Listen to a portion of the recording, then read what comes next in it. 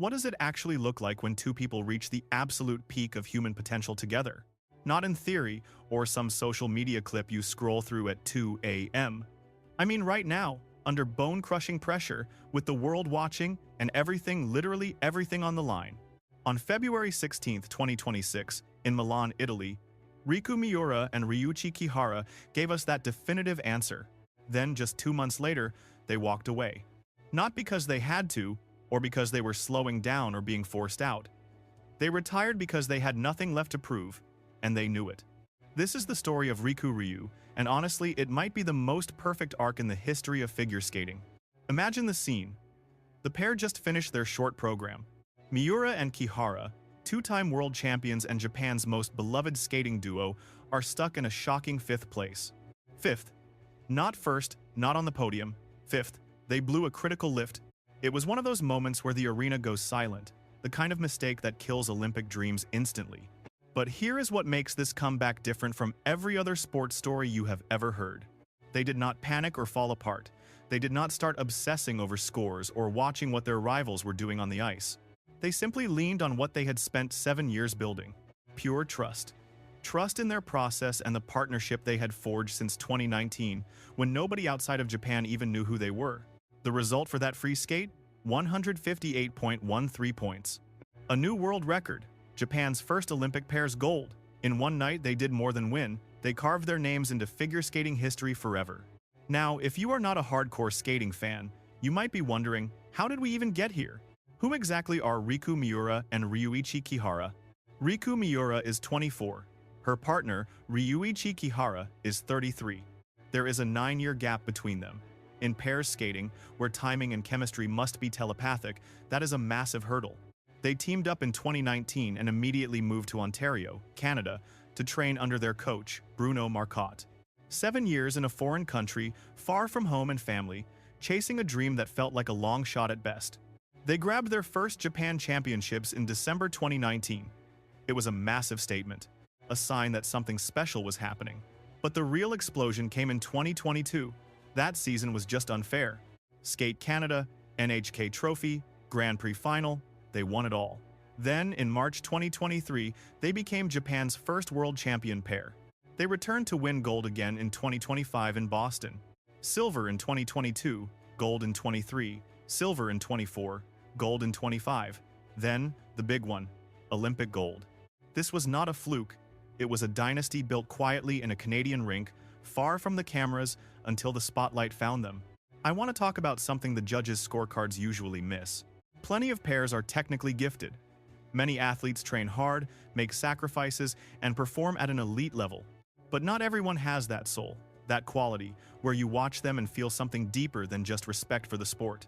Riku Ryu had it, and I think it came from the way they looked failure in the eye. Think about the weight of being in 5th place at the Olympics before your final skate. That is not just pressure. That is a suffocating, heavy kind of stress. You know it is your last shot, and you are starting from behind. Most teams in that spot either overskate and crash, or play it safe and lose. Miura and Kihara did neither. They skated that program exactly as if they were in first. They were clean, focused, and completely present in the moment. That does not happen by accident. It is the result of a partnership built on total trust, both on the ice and as people. Their coach, Bruno Marcotte, is a massive part of this legacy as well. In their retirement post, they thanked him specifically for believing in them and leading them with constant positivity. When athletes talk about a coach like that, you can usually tell if it is just PR or if they mean it. They meant it. On April 17, 2026, Miura and Kihara shared their retirement news with the world. The most striking thing about their message was not just the gratitude, though there was a lot of it. It was the sheer confidence. They said they gave everything and have no regrets. Think about that. No regrets? How many athletes ever get to say that? How many people in any career reach the finish line and feel truly whole? It isn't that they left something hanging. It is that they filled every single inch of the stage they were given. They also clarified why they skipped the 2026 World Championships following Milan. That choice was actually set before the season even kicked off. The Olympics was always their final competitive finish line. After grabbing gold, getting their bodies and minds back to championship form in just a few weeks, they knew it just wasn't possible.